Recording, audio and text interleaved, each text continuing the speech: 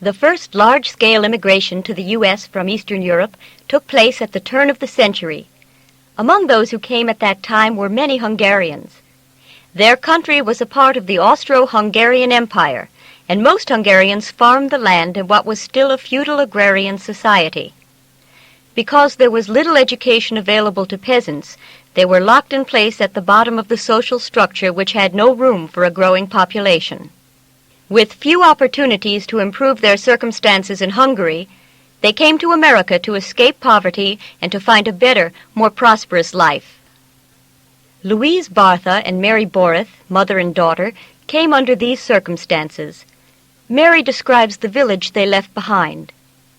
It was a village where the people worked the farms and they sold the vegetables. My mother had to walk many miles carrying the vegetables to the market. 7 miles. 7 miles to the marketplace. They had to walk because if they had oxen, but they were working in the fields. They used them for the heavy work. My father left in 1913, and he was here for a year. Then he sent for us. He said he's gonna send the passport for us, and we should come here, be together. The men who were here without their families were boarding until their families came or they went back. So they lived as where they were boarding. They had their meals served and their laundry done. He says that not very big the labors. They don't pay too much money, but it's going to be better because over there we can get nothing. He came here because there were many men coming to make a new life in a new country. Because there they were farmers, and this is all they had for their livelihood. And so there were many men who came, and their wives and families followed them later. Probably somebody came before them and informed them through letters that the money is to be made here, and that they will have an easier life if they make the money and then return to their homes, which many of them found that it was really true. Some men who stayed here and made money, then they went back to their families. But the majority sent for their families and came here and settled then in this country. For many immigrants, the trip to America was long and difficult, and there was always the fear that they would be denied entry into the United States when they reached Ellis Island. The newly arrived immigrants had to pass a physical examination in which they were checked for various diseases, including a contagious eye infection called trachoma. Those who had this blinding disease or certain other illnesses were usually deported. But for 4-year-old Mary Borith, fears did not exist. She concerned herself with what America and New York would be like. Well, I heard it was a big, big city. And as children we were talking that we were going on a big ship. And, well, with a 4-year-old mind, I just imagined that it would be a big, tremendous city. And the first time I saw a bathroom was on the ship after we sailed from Fiume. That's where we sailed from. Yeah, the ship name was Saxonia. The ship was Saxonia. Saxonia. Yes. That was the last ship that came. There were no more ships. War was. Yeah, that was the last one.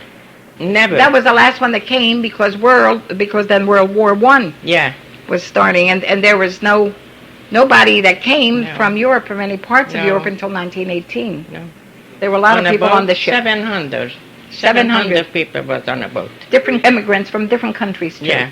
We got so friendly. We promised we're going to ride to each other, but that never happened because they went far away. And they went to different parts of and America. And we lost the address, too, so we never ride. I don't know. On the boat, I remember having very good accommodations. It was good on the boat. Plenty of food. There was plenty of food, but I got sick. Sick. Well, I was very sick. Yes. On a boat. Yes, 21 days on the water. And then my sister got the measles, and then we were quarantined. Well, they took us off the boat and took us to Ellis Island. They took us off the big ship because the ship went to New York, evidently to the harbor. And they took us to the hospital, and we knew that we were not coming in because we had to be separated from them because they wouldn't allow anybody to come in who had any kind of illness. they said if somebody got some trouble with their eyes or the eyes gonna be red, they're gonna send it back. But I thought, I hope, because I got so tired, and I feel very sorry for my parents. I lived there, my mother and my dad, and I was crying. My eye was so red. I thought maybe they're gonna send me back, but they didn't send me back. No. We were very well treated. We had good food. It was beautiful and clean, and we were surrounded by water.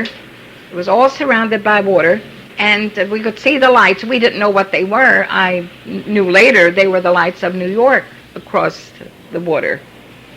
Then my father came to see us. Yeah. But he didn't learn to speak too many words in American, and he couldn't tell them. My mother told them in Hungarian, let us go because the baby is fine, but they still kept us until they thought it was time for us to come. And then we were released, and then we went to Roebling. I just showed me by my finger how many more days I have to stay here, and the doctor says 2 more days. And that was right. 2 more days. They came in and they said, get ready, you're going to go. When we were free to go from Ellis Island, then we went through customs, and they just stamped our passports. And my father was there, and then we went to Roebling, New Jersey. Many immigrants settled in company towns that were built and owned by the factories which employed them as workers. Things that Americans took for granted were often strange and exotic to the newly arrived immigrant. The town of Roebling was John A. Roebling. They manufactured wire rope. They built the Brooklyn Bridge, and the Golden Gate Bridge. They manufactured wire rope. And all the men from the surrounding towns worked it was called the John A. Roebling's company. Yeah. And John A. Roebling built the village, and he rented the houses to these people. They were all rented. It was a very reasonable rent we used to pay. It was not expensive rent. No, we only paid $17 with the bedroom. The house had a bathroom and bathtub. 6 rooms. We thought it was very beautiful. Very, very beautiful, very different from what we had been accustomed to. Sure. Especially when we had a bathtub. But my father was never satisfied living in the town. He always had to have a farm. Mm. He always had to work in the fields. Besides working in the factory, he worked in the fields. We went to school. My father worked. My mother was raising children and keeping boarders. And really, in those years, there was a very happy feeling among people. It was the kind of a town that they kept all the Hungarians in one group and the Romanians in the next group. And there were only several Italian families. There were 2 Jewish families in the entire town. Only 2. And 2 Italians. Well, they were both barbers. They were Slavish. And German and all kind of... German. Sure. And Swedish. They all got along, but they were all separated.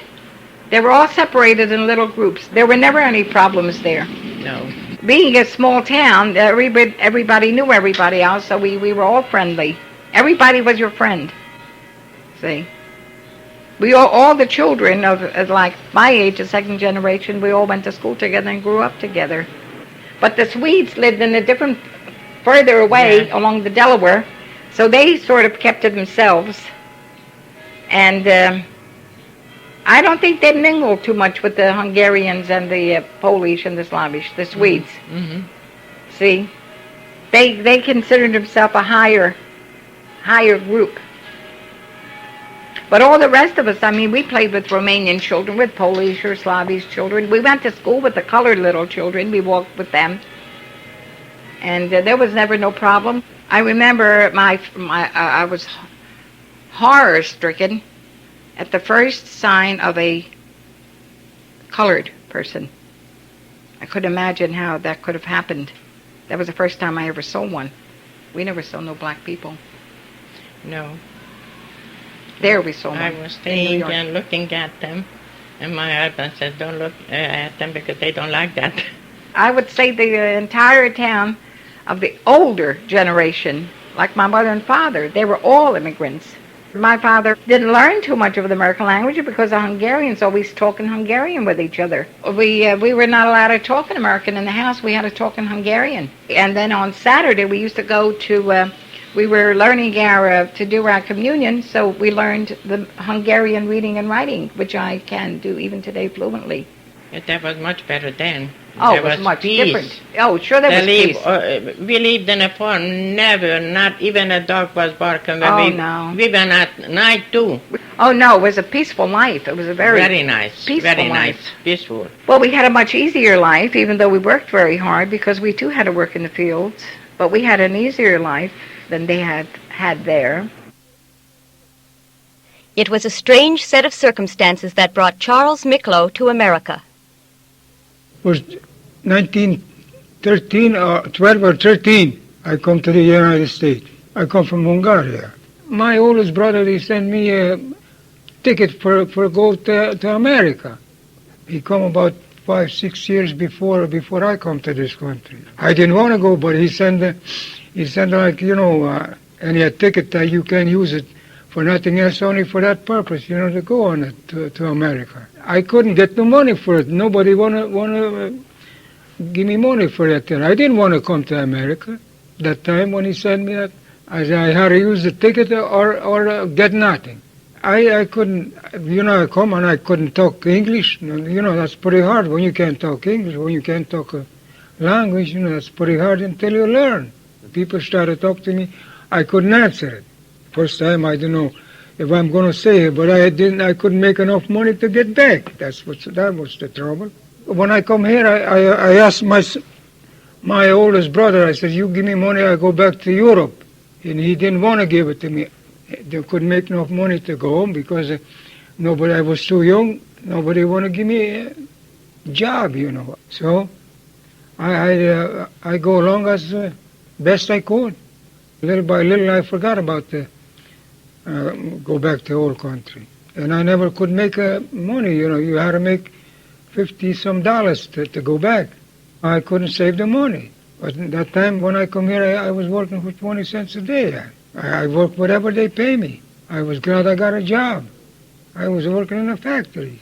If I was delivering all different things to the fellas, they need. They give me orders about what to bring and everything else. I went and got it and bring it to them, put the machine, and then they work on it.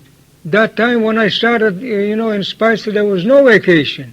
And for 5 years I was working in it, there was no vacation in it, Your Honor. Oh, I was working quite a while, that's about a year and a half, 20 cents a day. Then they raised me wages, They raised me wages, I think, 25 cents at one time.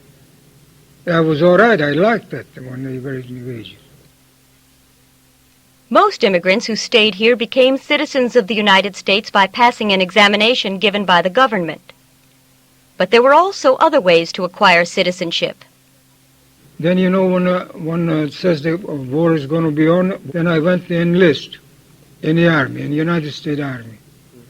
I was in the United States Army, I think, 2 years or more, something like that. I received my citizen paper in Fort Crook, Nebraska. It was way out there that time. They come ask me, you want to take a paper, citizen paper? Yeah. Well, come inside. They didn't ask me no question. They write out the paper and gave it to me, that's all. I told officer, lieutenant, first lieutenant, I told him, I says, I don't know the question. He says, you don't need no question over here. You're in the Army. You're working for Uncle Sam now. Don't forget that you don't have to have no kind of answer. Go in there and they give you citizen paper and everything. That's the way it was. But when I took my citizen paper, I was feeling all right in every way. Well, that means a whole lot to me because I know I'm a regular citizen. Not only that, I serve in the Army, but before I was thinking about the old country all the time, until I got used to it. But now I don't even, now they don't come anything in my mind anymore. Bill Glass is a Hungarian Jew who survived Nazi oppression and forced labor camps during World War II, only to find a different form of tyranny arise in Hungary at the war's conclusion.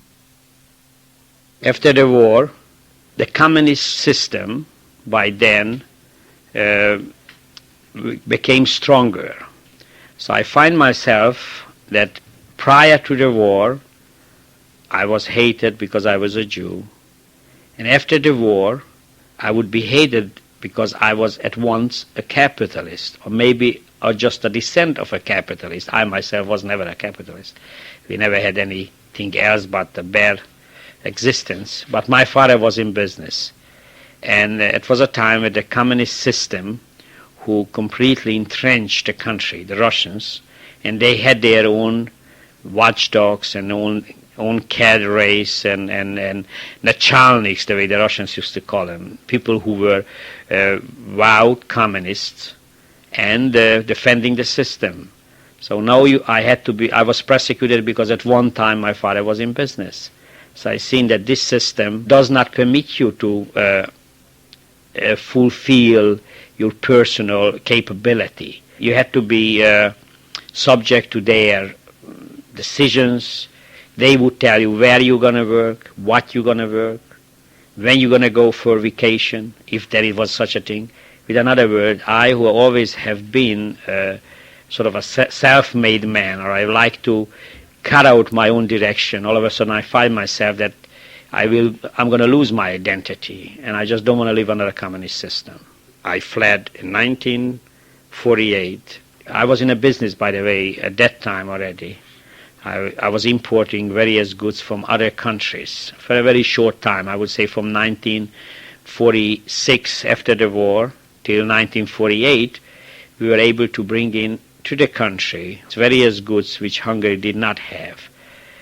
The government permitted it on the basis that we had to pay duties in half of the commodity what we brought in.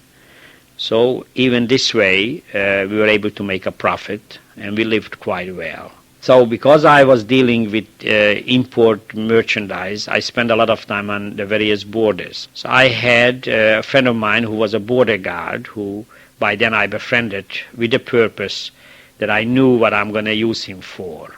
A couple of months prior to that, we dined, we wined together, and we established a very good friendship. And I prepared myself to leave the country in 1948, and I chose the very festive night of Christmas, where everybody was so jolly, and we had a couple of drinks, and I said to him, I would like to see how the other side lives. That was Czechoslovakia. He says, why don't you go over and take a look at it? So I went over, and I never returned. I had various papers which legalized my stay in Austria. They also legalized my stay in Czechoslovakia. The papers were forged in Paris by a friend of mine who sent it down to me. So it was a forged Hungarian passport. And from there I went to Vienna, Austria, which was completely free because it was dominated by the four powers. Vienna was the cut-off place between the East and the West. If people came from the Eastern countries, communist countries, and they reported that they chose to live under another system, you were called as a Flüchtling in German. Flüchtling means that you're fleeing your own country, and you want to live under another system, or a free system, as we called it. So the organizations, that is called IRO, International Rescue Organization, gave you, first of all, permit to stay in Vienna.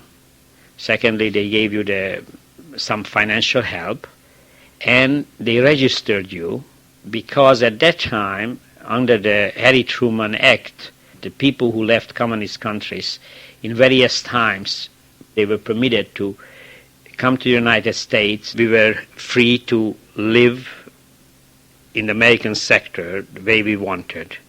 There I got to learn about the American way of life from various GIs who I got to know, and my brother, who by now was in the States, persuaded me that I should come out here, and most probably I could build myself a very good life. The IRO, which was the international organization, actually supplied us with the transportation free of charge.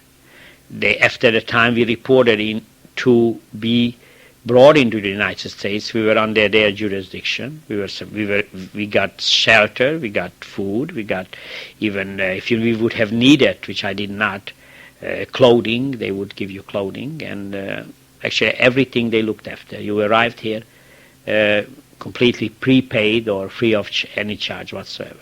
So I very clearly remember being chosen to board the General Harry S. Taylor, which was an 18,000-ton troop ship. We were very scrambled in the various decks.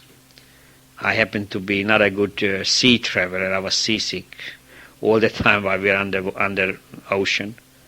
And about 14 days later, we arrived here. It should have been 7 days passage, 7 to 8 days, but one of our motor broke. And because I was so sick, it seemed to me that I'm traveling endlessly. We'll never see the end of it. So it took me 14 days to get to these wonderful shores.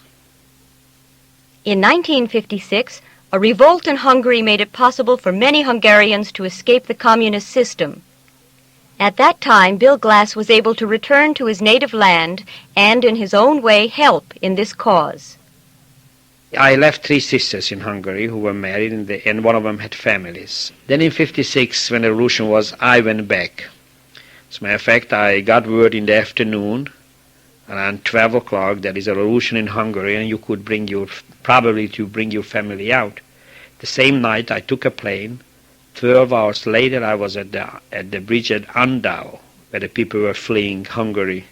And I sent messengers that I am there and they should come. And they did came, and I helped them to come out to the States. So this was my very first trip back. I was just about a citizen then, and how interesting it was for me, at least.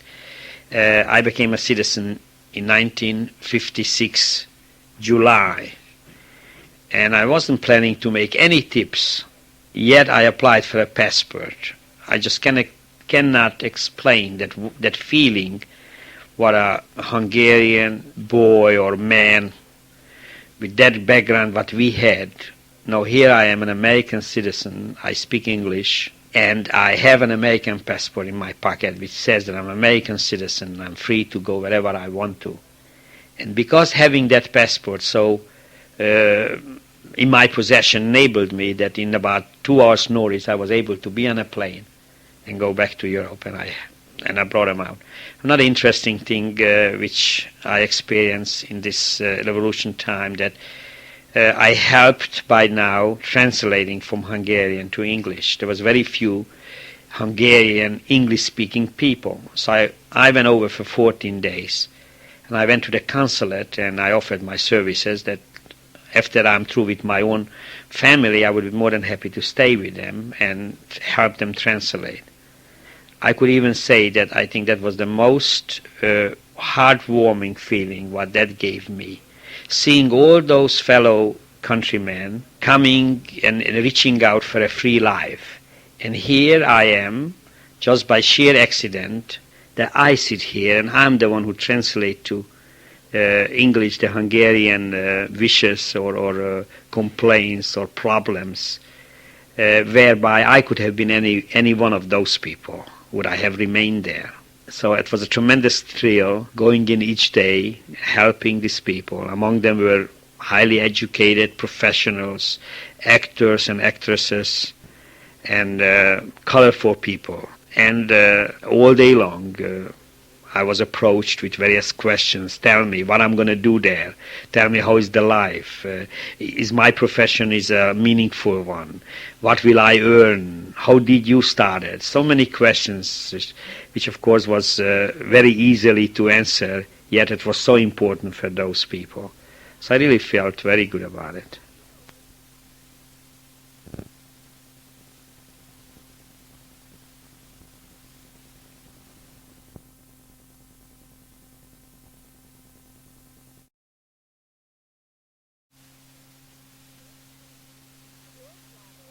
George Lavos is another immigrant who survived the Second World War while living in Hungary. The son of a successful landowner, He lost both his parents during the war and was left in the care of his uncle, a prominent social democrat. He talks about the change in Hungarian society after the so-called liberation by the Soviet army which occupied Hungary after the war. Well, right after World War II, after Yalta and Potsdam, there wasn't anything left anymore about personal belongings or a free society, because the Soviet troops came in and they came in to stay, and we all knew that we are going to become a colony of the Soviet Union, which happened. I was already 15 years old, and I was a witness of the communist takeover.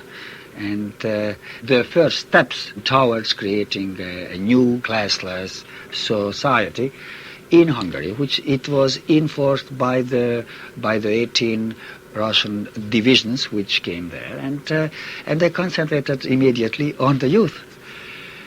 To change us in the age of 14, 15, by the late 1946, it was too late. They knew they haven't got a case anymore. We belonged to a free society which was interrupted, and we resented this. So they started right away with the young ones from the age of 6, 7, 8, and they created socialist little youth camps by the hundreds, and created socialist little youth organization, which was teaching them from Stalin and Marx, just the names first, and then more and more, right from the age of 7, even brainwashing them against their own parents if it had to be done.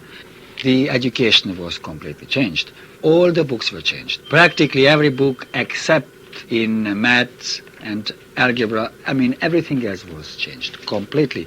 History was changed. They created their own historic datas. They might even changed outcomes of battles if it did fit them, or if it did suit their purpose. And people here cannot even realize that with this education still, that youth from the early 1950s, they went back home. And thanks God, the parents and the old-timers, they had to re-educate their own children home. The Communist Party tried to teach us to believe in the proletariat dictatorship, which they were trying to create, and we all will find our way, and every one of us will get a position in the state the way the state wants us to help build socialism. I saw that this is just a dream world which they are talking about, and it's nothing else but a real colony which they are trying to create. So by the end of 1948, we saw that that freedom of speech, freedom of communication, and everything else was cut out, and it was a completely centralized system.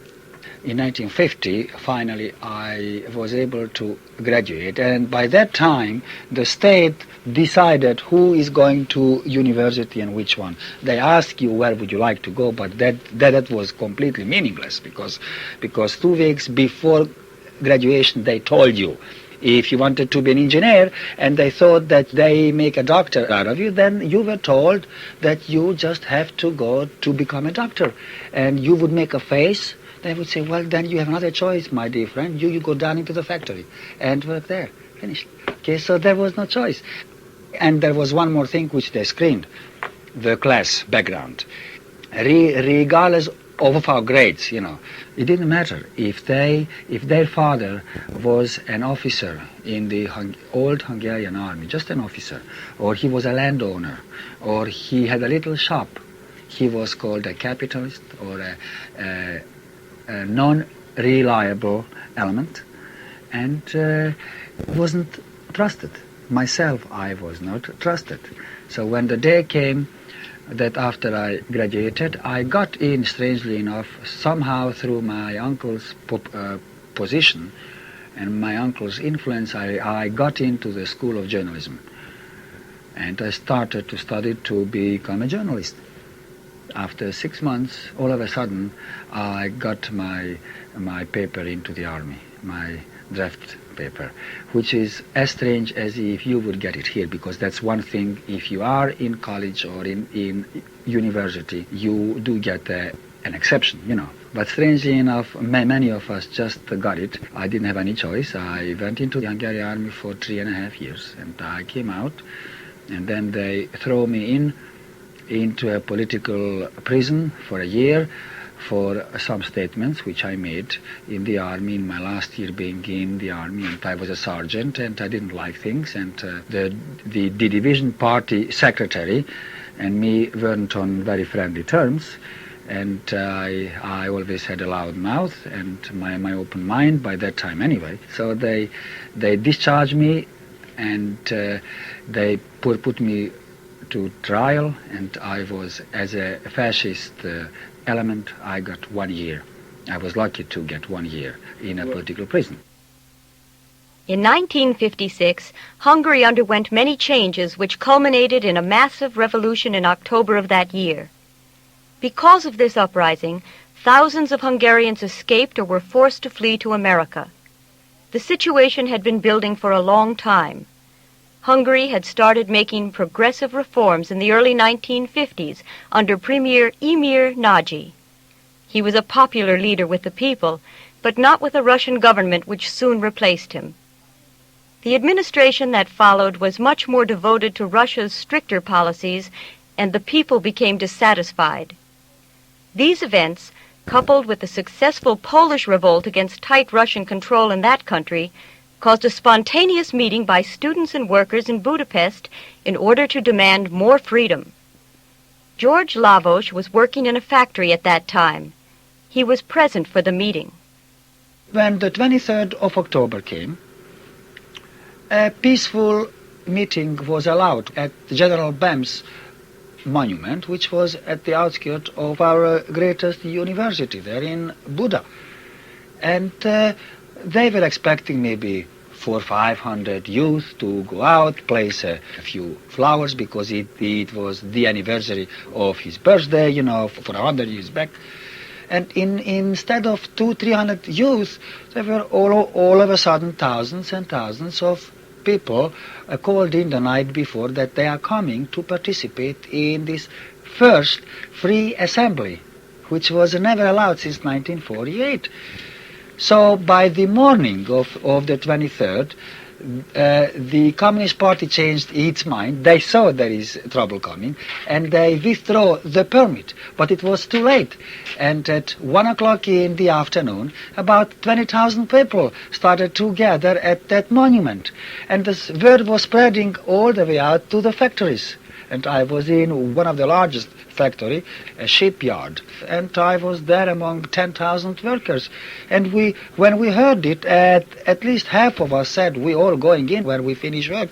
At 4 o'clock, all of a sudden the suburbs and the outskirts and the industrial sections started practically to move. So at 4:30, this crowd started to meet. That the police allowed, because they thought if they let this big crowd of maybe 20,000-30,000 people to move, maybe there won't be trouble. Let them move, maybe they will dissolve. But instead of dissolving, by the time this group reached Pest, we were about 200,000 people. And these 200,000 people, instead of going to that monument, they got together at the parliament, at the foot of the Hungarian parliament, which was one of the biggest square. It can hold about 200,000 people, maybe. And that was jammed by about 250 to 300,000 people by 6 o'clock. And that's when this big mass started to demand, let's hear Imre Nagy. And Imre Nagy, who was sitting in his own home, he did not organize this. Nobody organized anything. It was a spontaneous thing. And the workers got together with the students, and the intellects got together with the gentries, and the bohemians got together with the peasants. It was all one man, one people. And Imre Nagy was brought immediately from his house by the Communist Party, by the secret police, because they got scared, and they brought him just to calm down the people. But by the time they brought him to the steps of the parliament, the first paper with the 10 demands was already drawn. out with the Russian troops, freedom of press, freedom of assembly, freedom of religion, and so on, and so on. And these were, for the first time, they were read to the people. And then it started, Russians go home, and the first shoutings, and the Hungarian flags, all of a sudden, it was like a widespread in 5 minutes. From every window, flags were just thrown out, and they cut out the Hungarian Communist symbol from the middle of the flag. That meaning they cut it out. That was the first symbol, out with the Russians. By 7 o'clock it was getting dark, and the secret police cut out electricity. The big square there, all of a sudden in full darkness. So guess what the mob did? The people, they took the communist daily paper. The torches were made, there were hundreds of thousands of papers, the torches, the whole square lit up. This was the first step, and the second step, that was the real dramatic step. A small group of maybe 5,000 people, as an idea from Imre Nagy and the organizers who were by that time they're trying to calm down the people, came up with an idea. All right, we are going to send a delegation to the radio. Let the radio broadcast this meeting's resolution, and then we can dissolve. So these 5,000 people, the delegation marched to the radio station, and the secret police there got scared, and they started to shoot out. And the news came back in 1 minute, spread back. It was about a 5-6 mile distance, and it came back that they are massacring members of the delegation, they are shooting them down, which was true and wasn't true, because maybe 2 or 3 people got hit, really. But by the time this came back, you can imagine 200,000-300,000 people start to march through Broadways and side streets, everything, the whole mess, against the radio station. By the time 200,000 of them got there, the first Hungarian army tank division was called in from the suburbs. They came in, but they just jumped their tanks, they left their guns, they joined the marchers.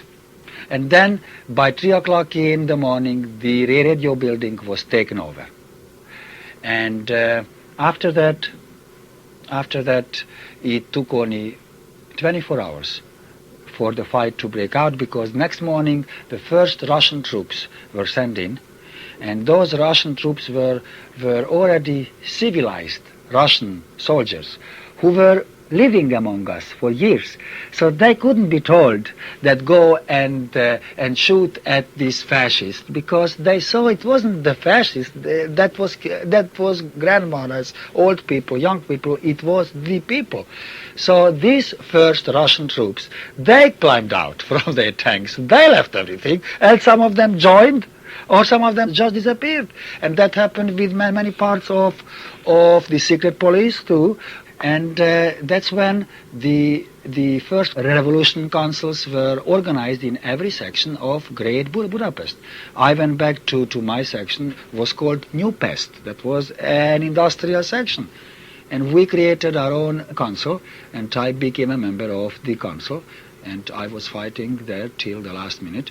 The Russians pulled back the rest of their troops because they were afraid they're going to lose there. I mean, half of their army. They pulled it back, and it took them 2 weeks to exchange them. During these 2.5 weeks, it was the most beautiful life Hungary ever experienced from the Second World War on, because it was a complete freedom. Everybody had the right to form his own party, I mean freedom of assembly, and the councils got the job immediately of distributing the food and finding the food, because the whole economy stopped. There was no work, the factory stopped, and everything stopped. From the subways on, I mean everything stopped. It was a revolution, but it was freedom from the 25th up till the 4th. By the 4th of November, they were ready for us. They exchanged 25 divisions. They brought in Mongolians. The main problem the Hungarians had to face during the second Russian attack was that their own forces were fighting without any help. Frequent cries to America and Western Europe for aid went unheeded, and the Soviet Union blocked all attempts to help through the United Nations. However, the rebels continued to fight because of broadcasts being made by the Voice of America radio program promising military support. That support never came. An unnecessary bloodshed could have been avoided if between the 4th of November and the 15th of November the Voice of America wouldn't have broadcast those announcements that there are American units and volunteers by the hundreds of thousands ready to go and just keep up fighting, which was done by some very irresponsible people. I know it for facts because New Pest, we had barricaded ourselves. We had our barricades all around our section, and we were waiting because we were listening to these broadcasts.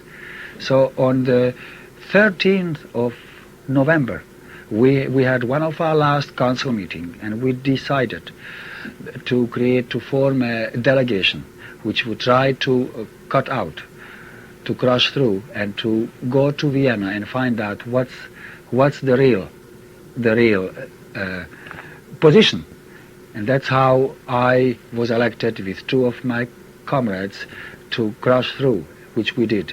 And it took us about 28 hours by foot, by train, by bicycles, by motorbicycle, anything to reach the border and to come across. I was wounded, by the way, since the 24th, but I was up with it. And I went straight up to Vienna, and I saw with my own eyes there is no hope. And then I took over and I made a broadcast through the Voice of America that don't wait for the drums, just put them away. This was a signal, and next day New Pest surrendered. In Vienna, three of us from New Pest, from my council, we flipped a coin who is going where, because our plan was already, our mind was made up to continue the spirit of 56, the spirit of October. And since I was alone and my two comrades were alone too, there were no parents, no wives involved, the coin flipped to me that I should come to the United States. My other comrade went to Sweden, and the third one went to Africa.